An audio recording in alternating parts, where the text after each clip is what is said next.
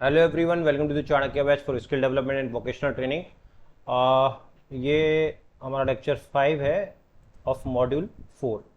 तो इसमें हम दो टॉपिक कवर करेंगे। डायरेक्टरेट ऑफ ट्रेनिंग की बात करेंगे, technical directorate of technical education की बात करेंगे एंड डायरेक्टरेट ऑफ एम्प्लॉयमेंट की बात करेंगे। सॉरी। तो पहला टॉपिक हमारा इसमें हम डिस्कस करने जा रहे हैं डायरेक्टोरेट ऑफ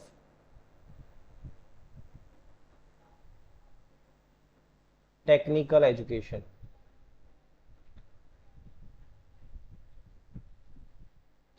ये डायरेक्टरेट ऑफ टेक्निकल एजुकेशन एक यूनिवर्सिटी के साथ मिलके काम करता है, जिसको हम बोलते हैं RGTU या फिर RGPV,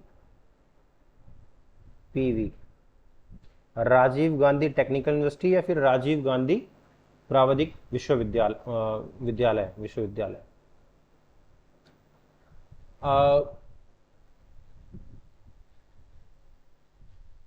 तो टेक्निक ये अल्टीमेटली क्या कर रहा है कि इसके थ्रू कंट्रोल कर रहा है। डायरेक्टरेट का जो हेड होगा, डायरेक्टर होगा,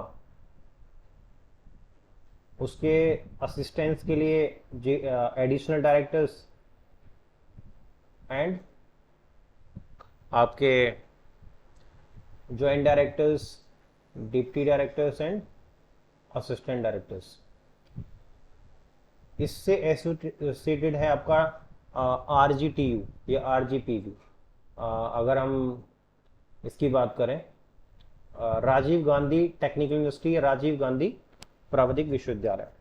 तो इसके बारे में थोड़ा समझ लेते हैं।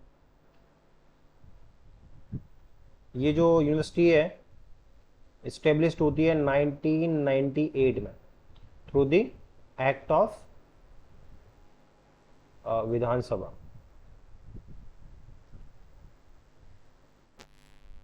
पहली चीज। दूसरी चीज, इसकी लोकेशन है कहाँ पे है। तो दूसरी चीज, इसकी लोकेशन की बात करते हैं तो लोकेशन है इसकी भोपाल में। तीसरी चीज, affiliation. It is affiliated UGC. UGC वाले एफिलिएशन से इसमें जो यूनिवर्सिटी वाले प्रोग्राम्स के लिए, और AICTE जो टेक्निकल प्रोग्राम्स हैं। एफिलेटेड जो कॉलेज है उनके जो टेक्निकल प्रोग्राम्स हैं, they are affiliated with the AICTE। Okay. अब अल्टीमेटली ये करती क्या है कि इतने सारे इसके कॉलेज हैं, किसकी चीज पे ये काम करती है। इसकी अगर हम बात करें तो डिप्लोमा डिप्लोमा के कॉलेजेस हैं, डिप्लोमा कोर्सेज चलाती है। इंजीनियरिंग कोर्सेज चलाती है एंड अदर प्रोफेशनल कोर्सेज, जिसमें एग्रीकल्चर भी है, आर्किटेक्चर भी है, MBA, MCA, BCA, ये सब other professional courses. Chancellor by default, अगर इनके चांसलर की बात करेंगे तो by default of the governor of MP।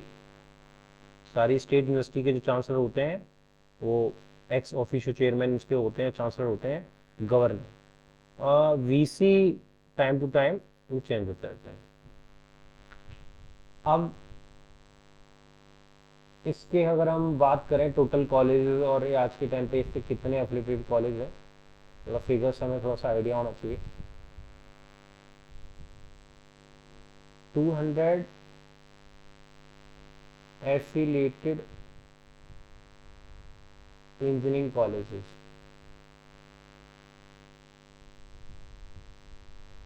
98 pharmacy colleges, 95 MCA colleges. और आगे देख लेते हैं। 7 आर्किटेक्चर कॉलेजेस, 85 पॉलीटेक्निक्स, एंड अभी ये डॉक्टरल प्रोग्राम से PhD प्रोग्राम से स्टार्ट कर दिया है 11। तो ये राजीव गांधी जो टेक्निकल यूनिवर्सिटी है उससे रिलेटेड हमने कुछ फैक्ट्स देखे। आगे हम बात करते हैं इसके, इस डिपार्टमेंट के और इस यूनिवर्सिटी को कुल मिला के अगर हम मिशन की बात करें, ऑब्जेक्टिव की बात करें तो क्या होगा। ऑब्जेक्टिव की बात कर लेते हैं।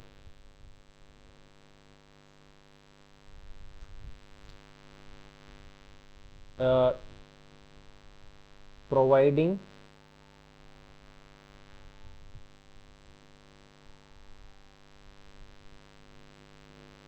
promising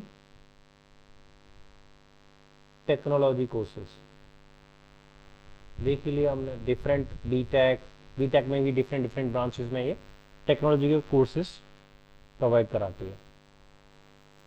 continuous analysis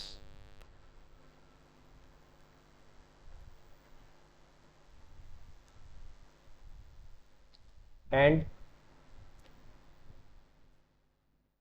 modernization of employment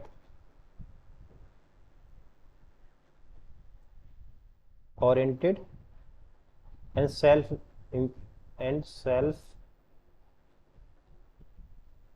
employment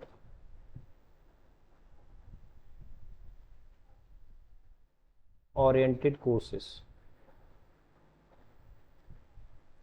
continuous analysis and modernisation, जो modernisation of employment oriented and self employment oriented process.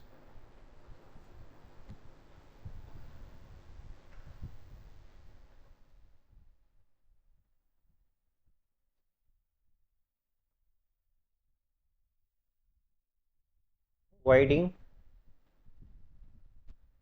Infrastructure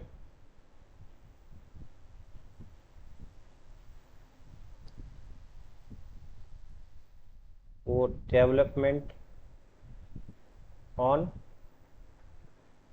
need basis.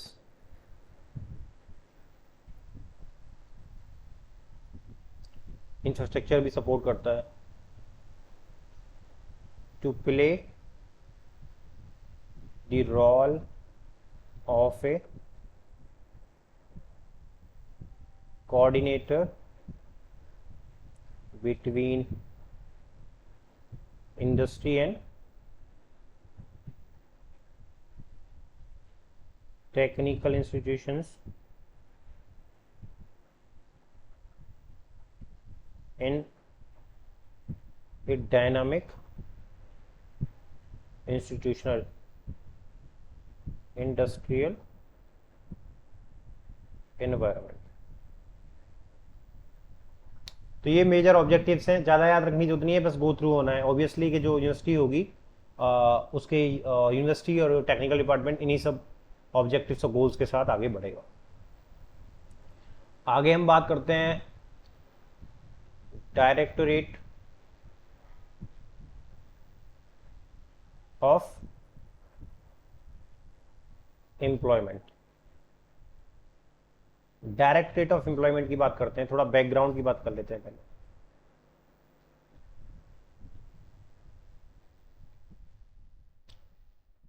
Employment services India came into existence mainly under the stress of post war demobilization।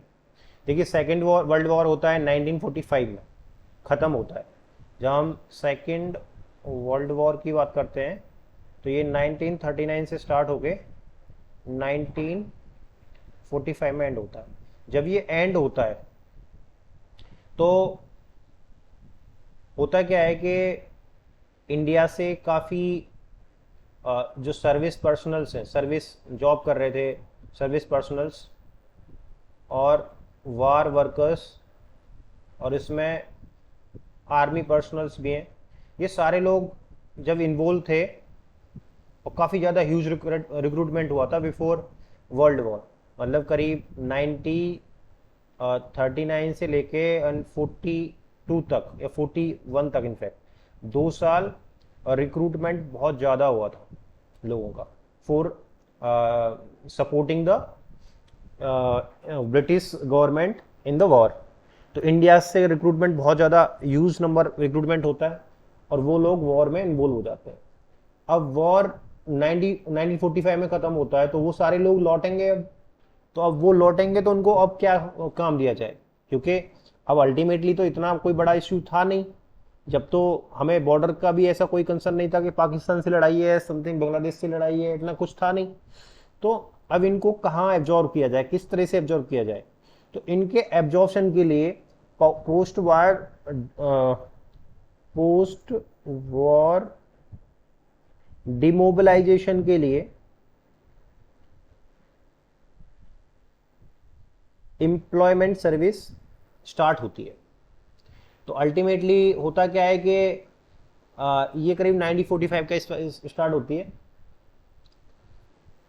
इस और main चीज़ क्या होता है, पहले government, central government इसका start करती है। Central government के दिमाग में आती है चीज़ें कि लोग आ गए हैं, ये सब हैं war workers, army personnels and different different services में, जो मेडिकल सर्विसेज में या जहाँ भी जो भी यूज, अब क्या इनको कैसे अब्जॉर्ब किया जाए। तो उस टाइम पे इसी चीज़ को दूर करने के लिए सबसे पहले एक बॉडी, सेंट्रल गवर्नमेंट इस चीज़ को इनिशिएट करती है। और उस सेंट्रल गवर्नमेंट उस टाइम की 1945 में 1 जुलाई 1945 में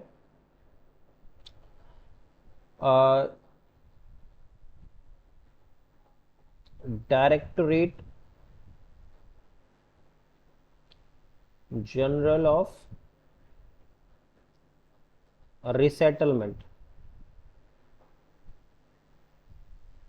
and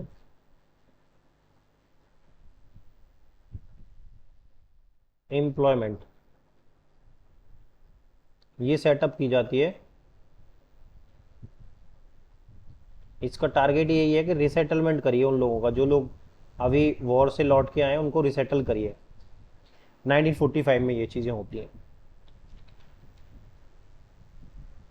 इसके जब ये इसका मेन टारगेट क्या होता है कि जो एम्प्लॉयमेंट एक्सचेंज ओपन किए जाते हैं डिफरेंट, क्या करा जाता है, एम्प्लॉयमेंट एक्सचेंज, और या इसको प्लेसमेंट सेंटर बोल सकते हैं, काउंसलिंग सेंटर्स बोल सकते हैं, ये ओपन किए जाते हैं all across the country.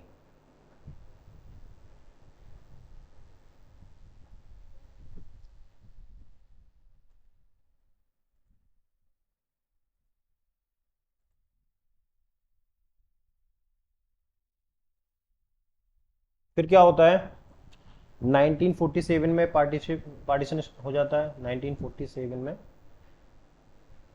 Partition हो गया। अब पार्टीशन के बाद जो एम्प्लॉयमेंट एक्सचेंज, जो एम्प्लॉयमेंट एक्सचेंज ओपन किए गए थे,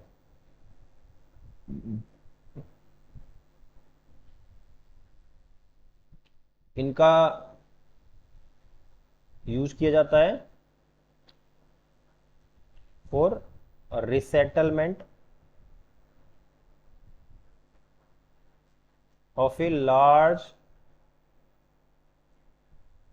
large number of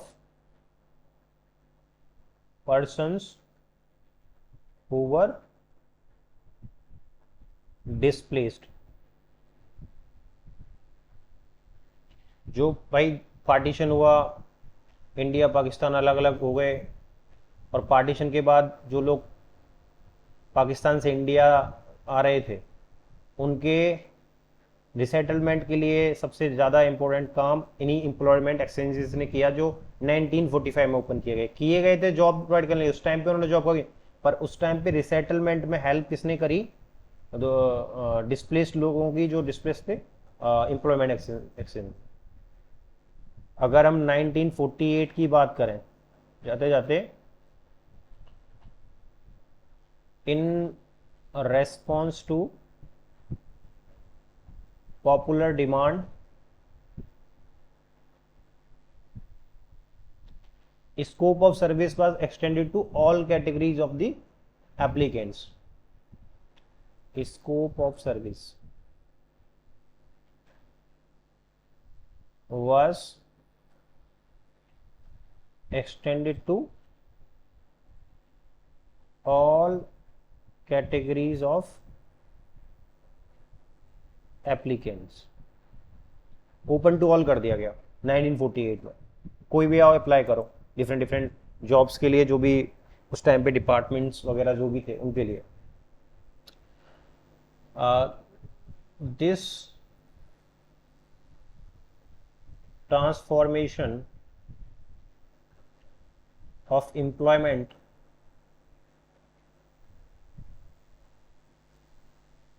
अरे यार एम्प्लॉयमेंट वो इधर लगा दिया मैंने। Employment service from A resettlement agency to an all India placement organization resulted in an enormous increase of work.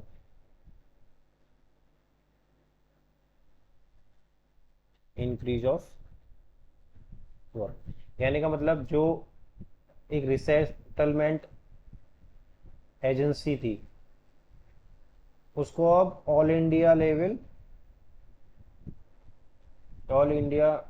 पे रिक्रूटमेंट ऑर्गेनाइजेशन नाम या प्लेसमेंट ऑर्गेनाइजेशन के नाम से ट्रांसफॉर्म कर दिया गया। और 1956 से फ्रॉम 1 नवंबर 1956 से जो एडमिनिस्ट्रेटिव कंट्रोल है एम्प्लॉयमेंट सर्विस का वो रेस्पेक्टिव स्टेट को ट्रांसफर कर दिया गया। From 1 November 1956 the administrative control of employment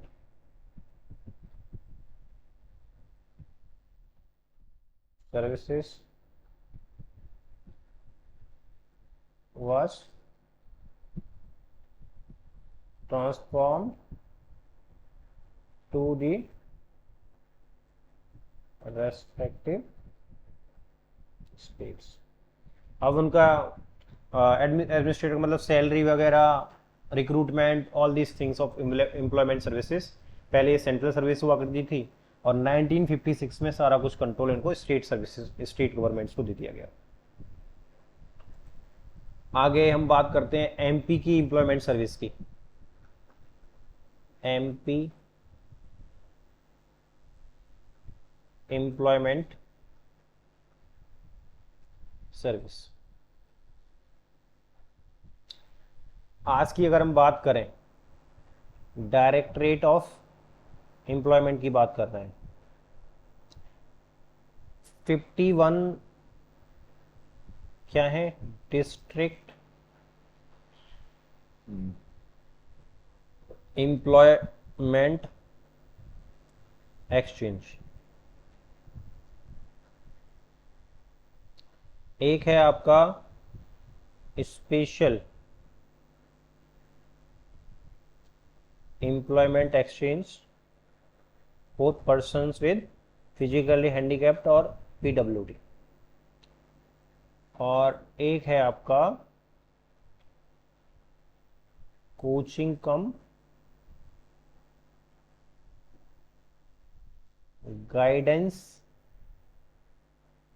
centre for SCs and STs। Total 53। अगर हम बात करें कितने एम्प्लॉयमेंट एक्सचेंज हैं जो डायरेक्टरेट किसी को कंट्रोल कर रहा है, 53।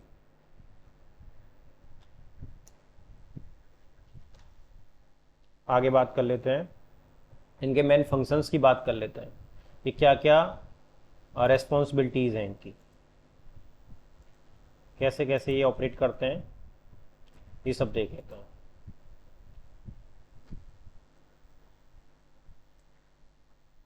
मेन फंक्शंस, सबसे पहला काम registration and placement of job seekers. जो जॉब सीकर्स हैं उनका पहले रजिस्ट्रेशन करवाना, और फिर रजिस्ट्रेशन हो गए उनका तो उनको एज अप्रोप्रिएट प्लेस्ड करना इंडस्ट्री में। तो ये किसके थ्रू करते हैं? By registration on employment portal, online apply कर सकते हैं लोग job seekers, and also through job fairs, job fairs के थ्रू भी इंप्लीमेंट कर सकते हैं। दूसरा, providing vocational and career guidance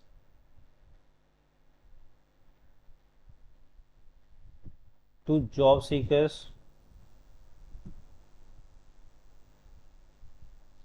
who visit employment exchanges,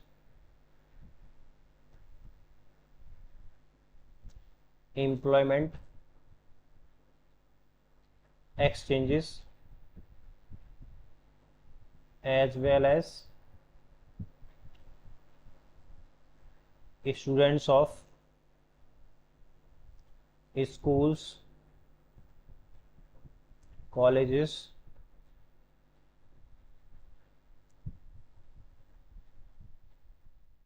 universities. करने का मतलब क्या है कि ये vocational and career guidance to job seekers who visit employment exchange, जो एम्प्लॉयमेंट से विजिट करते हैं उनको हम ये गाइडेंस प्रोवाइड करते हैं। जैसे कैरियर गाइडेंस की बात हो रही है, वोकेशनल एंड कैरियर गाइडेंस की बात, as well as students of schools, colleges and universities, उनको भी ये गाइडेंस प्रोवाइड कराते हैं।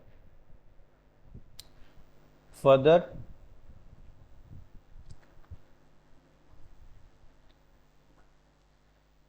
publication and dissemination of occupational and career guidance literature. कहने का मतलब है कि कैरियर गाइडेंस से रिलेटेड लिटरेचर, जॉब के जो कहीं भी नोटिफिकेशंस और पर्टिकुलर ट्रेड स्पेसिफिक इंफॉर्मेशन कि कहाँ पे क्या, किस इंडस्ट्री में किस तरह की रिक्वायरमेंट्स है, वो सबका पब्लिकेशन और dissemination of this particular information इनकी रेस्पॉन्सिबिलिटी होती है। इन्फोर्समेंट ऑफ, ये बहुत इंपॉर्टेंट पॉइंट है, डायरेक्ट वो पॉइंट पूछा सकता है कब आया वो act. Enforcement of employment exchange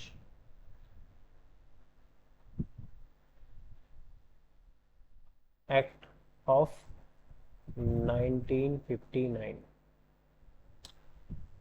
enforcement of employment exchange 1959। सबसे पहले ये आया कब है, ईयर याद रखना है। और इसका इन्फोर्समेंट एम्प्लॉयमेंट एक्सचेंज का कैसे कराते हैं ये पता होना चाहिए कि जो इन्फोर्समेंट सेल्स, ये जब एक्ट आया तो इसको इन्फोर्स करने के लिए इन्फोर्समेंट सेल्स ओपन किए गए। कब? जुलाई 1974 में। और इनका काम कैसे कराते हैं इस इन्फोर्समेंट सेल्स? ये लोग एम्प्लॉयर्स से मिलके, एम्प्लॉयर्स, ये आपके एम्प्लॉयर्स प्राइवेट ऑर्गेनाइजेशन हो सकते हैं और गवर्नमेंट ऑर्गेनाइजेशन भी हो सकते हैं, इनसे मिलके इनसे वेकेंट पोस्ट्स को नोटिफाई करते हैं or notify and inform to nearest employment exchanges। भाई एम्प्लॉयमेंट एक्सचेंजेस के पास इंफॉर्मेशन आती कैसे? इन्फोर्समेंट सेल्स के थ्रू। इन्फोर्समेंट सेल्स इन इंडस्ट्रीज ऑर्गेनाइजेशंस के साथ कनेक्टेड रहते हैं। जहां भी कुछ वैकेंसीज क्रिएट होती हैं वो इंफॉर्मेशन वो नोटिफाई कर देते हैं नियरेस्ट जो उनके जुरिडिक्शन वाले एम्प्लॉयमेंट एक्सचेंजेस को। फर्दर अगर अगला एक और मेन फंक्शन की बात करें इनका, तो collection and compilation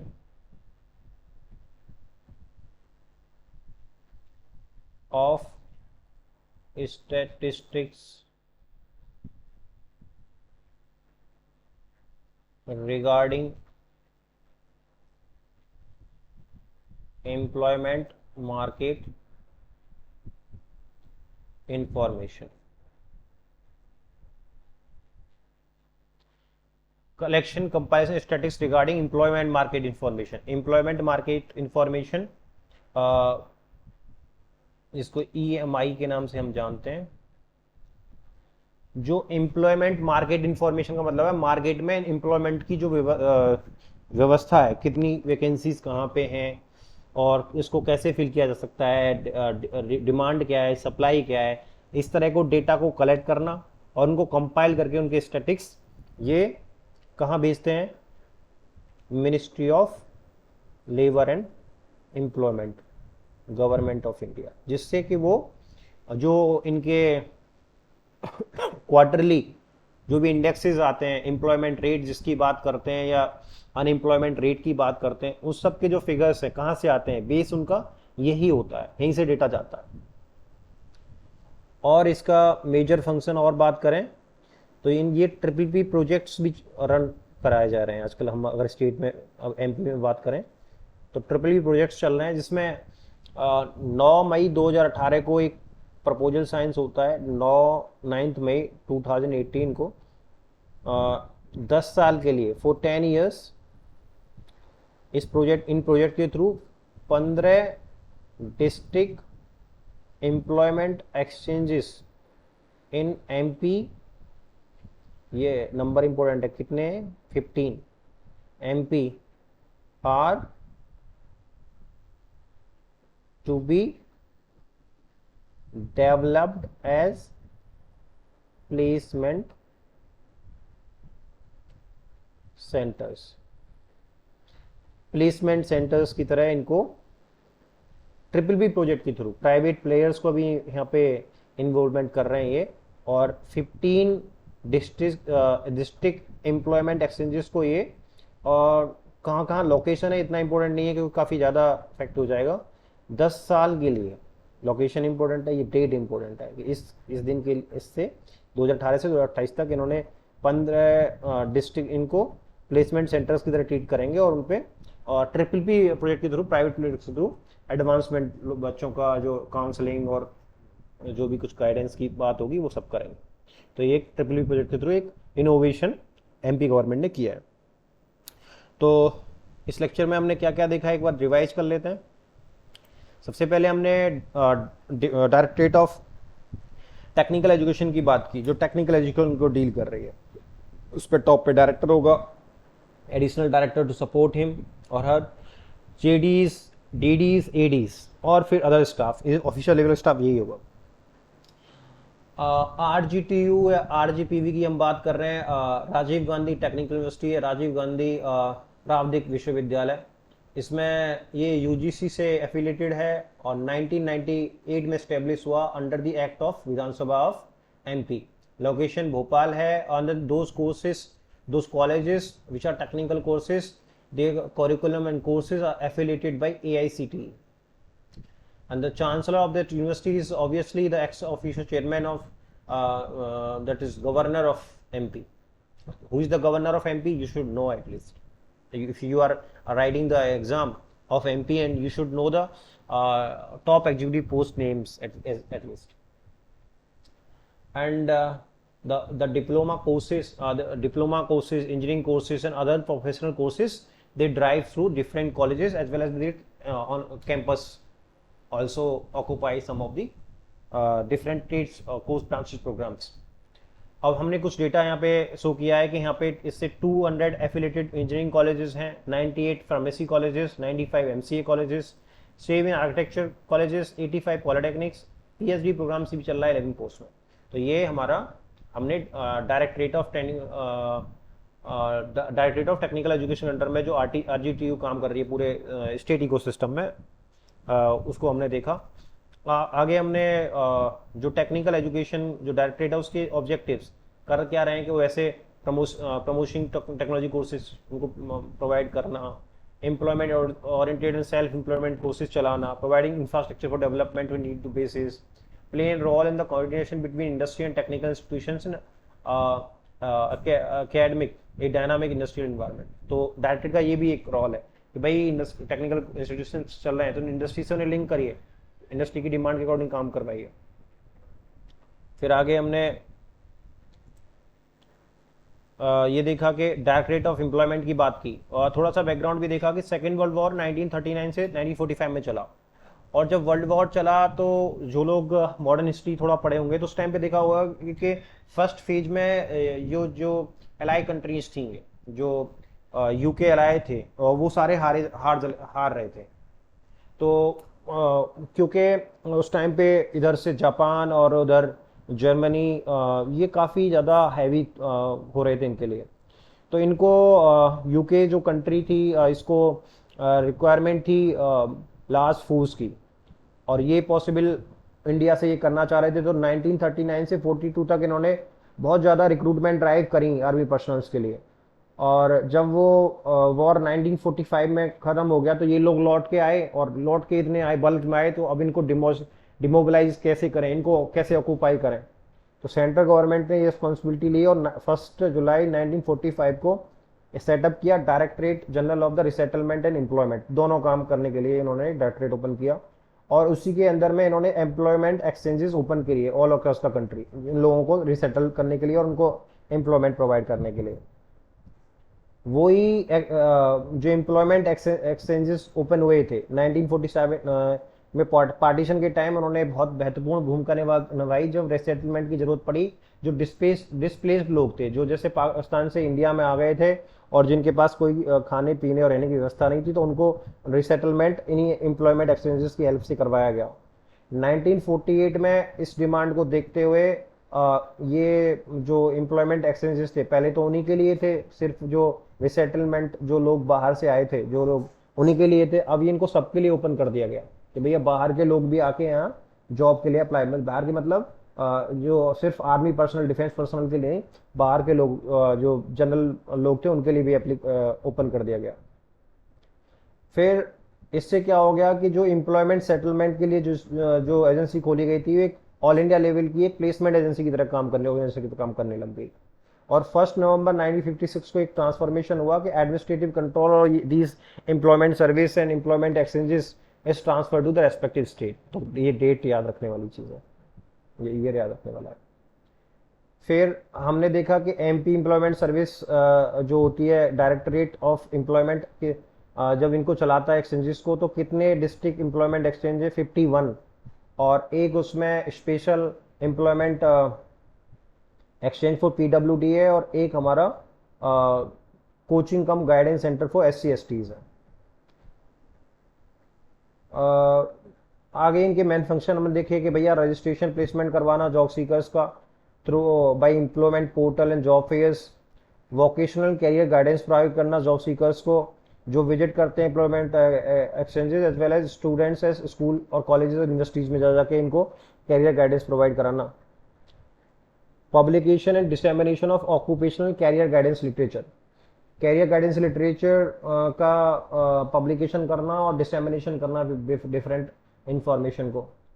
enforcement of the employment exchange act 1959, ये इंपॉर्टेंट है कि 1959 में ये एक्ट आया और इसका इन्फोर्समेंट करना. तो कैसे कैसे होता है ये इन्फोर्समेंट सेल्स के थ्रू.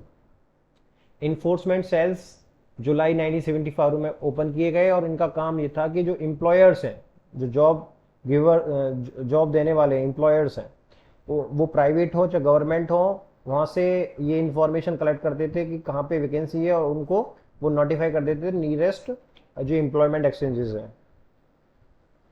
आगे और इनकी जो रेस्पॉन्सिबिलिटी अगर हम देखें तो collection and compilation of the statistics regarding the employment market information. Employment market information वही बात हो गई कि भाई कैसा एम्प्लॉयमेंट रेट चल रहा है, कहाँ किस मार्केट में किस तरह की रिक्वायरमेंट है जॉब्स की, supply demand, all these things. ये डेटा कंपाइल करके ministry of labour and employment को ट्रांसलेट, जिससे कि वो प्रॉपरली उसकी एनालिसिस कर सकें और as per the data they can plan the different schemes for the employment. Triple B project भी चलता है एमपी गवर्नमेंट में, उनमें क्या किया गया कि प्राइवेट प्लेयर्स का इन्वॉल्व किया गया। 9 मई 2018 को 10 साल के लिए 15 डिस्ट्रिक्ट एम्प्लॉयमेंट एक्सचेंजेस को प्लेसमेंट सेंटर्स की तरह ट्रिपल पी मोड में चलाया जाएगा। वहाँ देखा जाएगा फिर क्या है, और हो सकता है टाइम के साथ सबको भी ऐसा कर दे रहे हैं। इसको प्राइवेटाइजेशन भी एक टर्म दे रहे हैं। तो ये हमने ये लेक्चर ख़त्म किया। अगले लेक्चर में हम नेक्स्ट टॉपिक कवर करेंगे। Thank you.